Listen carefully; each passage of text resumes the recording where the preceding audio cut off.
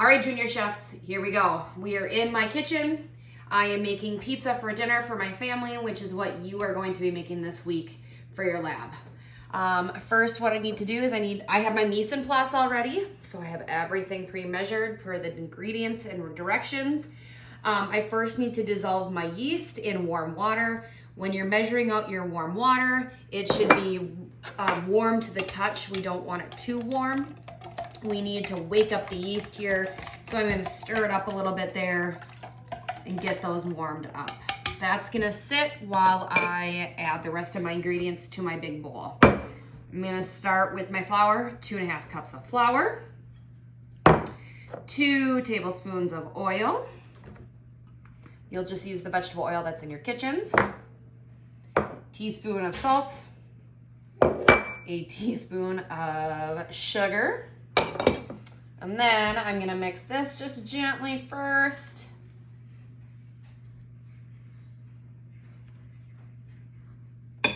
And now I'm gonna add my yeast mixture in there as well. You might need to scrape it out a little bit. That's actually pretty good. And now I'm going to mix this until it just comes together.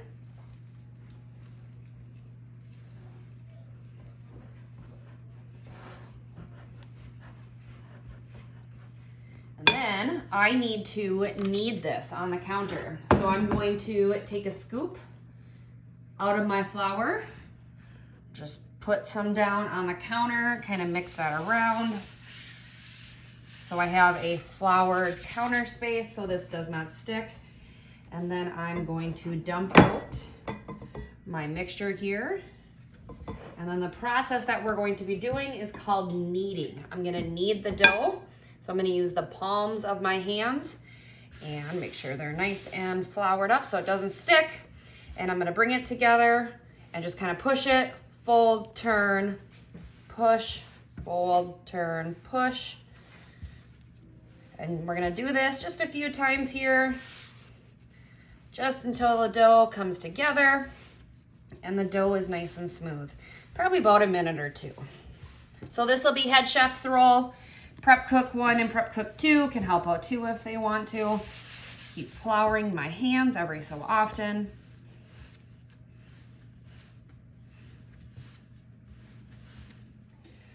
So the next step is to take my dough and put it on my pan. I have greased my pan, so I took my cooking spray over the garbage can or over the empty sink. I sprayed it, and I'm going to move my dough over to my pan. If you want to, you can start using your fingertips and spreading it out on that floured surface.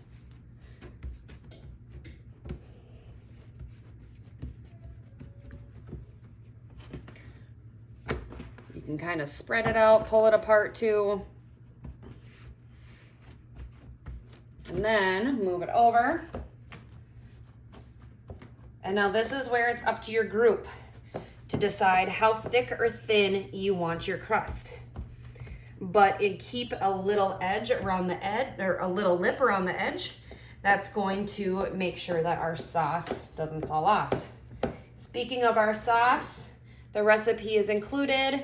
I mixed together my tomato sauce, tomato paste, Italian seasoning, garlic powder, and then I added just a little touch of sugar. The sugar plays against the acidic taste of the tomatoes and just helps to balance out the sauce. So then I'm gonna make this as big as I can.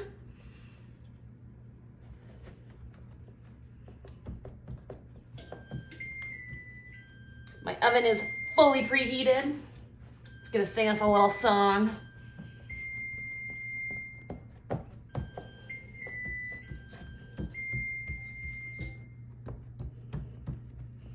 All right, it's pretty even. I have my edge here. Now I'm gonna take my sauce and just spoon it around.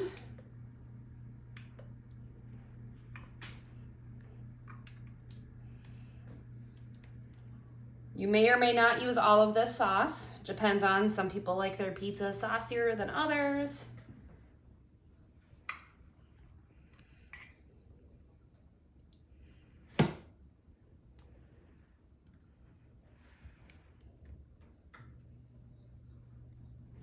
have that about as evenly spread. And I do have a little bit of sauce left over, which is fine. Who knows, maybe you want to use this and dip your pizza in your sauce. Next, I'm going to take my 1.5 cups of mozzarella cheese that is already shredded and just gently spread it around.